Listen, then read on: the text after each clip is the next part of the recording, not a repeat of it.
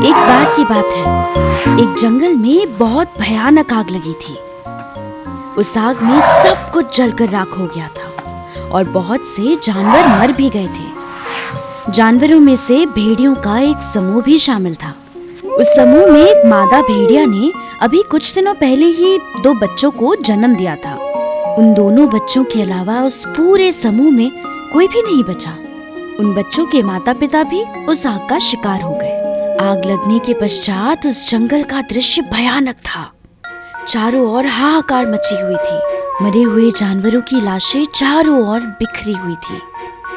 जब उन भेड़िए के दोनों बच्चों में होश आया तो उन्होंने देखा कि उनके माता पिता की मृत्यु हो चुकी है और पूरे जंगल में चारों ओर हाहाकार मची हुई है।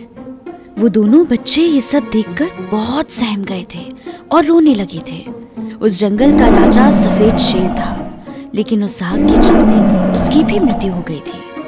पर उस सफेद शेर की पत्नी सफेद शेरनी उस आग के प्रकोप से बच गई थी। उस सफेद शेर का एक भाई भी था जो बहुत क्रूर था। वो अपने भाई की मृत्यु से दुखी नहीं था, बल्कि वो जंगल का राजा बनना चाहता था।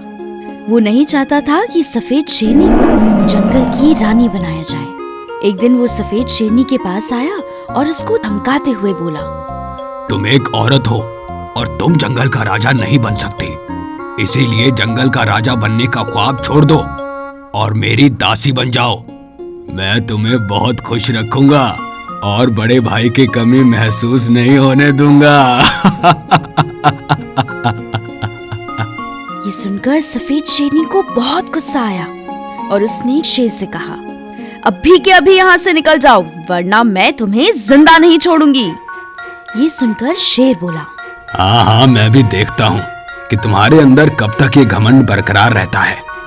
उन भेड़िए के एक दिन के बाद से सफेद शेरनी बहुत दुखी हो गई थी और सोचने लगी कि अब क्या होगा।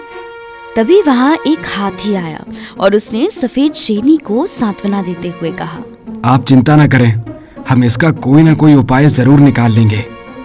तभी उन्होंने देखा कि भेड़िए के 2 बच्चे रोते हुए उनकी तरफ चले आ रहे थे। जब सफेद शेरनी ने उन दोनों अनाथ बच्चों को देखा तो उसके अंदर की ममता जाग गई और वो उन बच्चों के पास गई और उनसे उनकी रोने का कारण पूछा।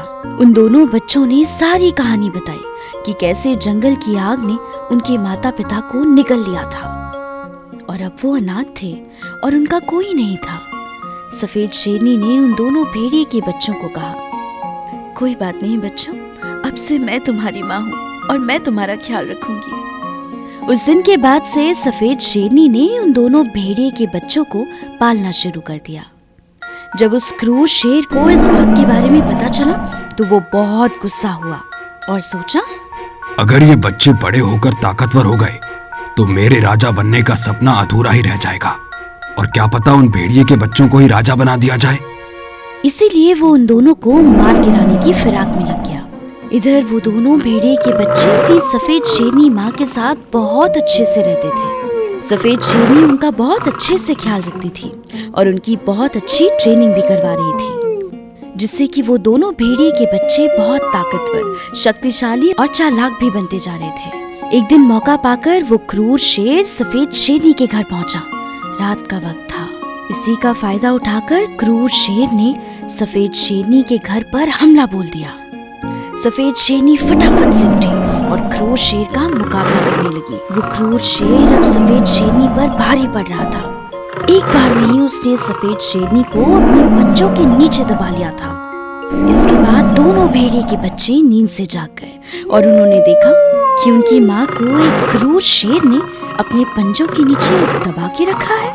वो दोनों बच्चे भी फटाफट से आ गए और अपनी माँ का साथ दिया।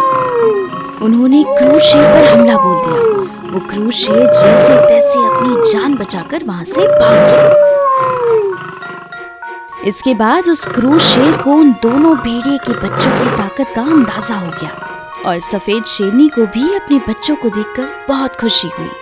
कुछ समय बाद सफेद शेरनी ने उन दोनों अनाथ भेड़िए के बच्चों को संयुक्त रूप से राजा की गद्दी पर बिठाया और खुद उनकी सलाहकार बन गई। इस तरीके से उन दोनों अनाथ भेड़िए के बच्चों ने उस जंगल में एक बार फिर से शांति और अमन स्थापित किया, जबकि वो क्रूर शेर उस दिन के बाद से जंगल में कहीं नजर ही नहीं आया और जंगल को छोड़कर कहीं बहुत दूर चला गया।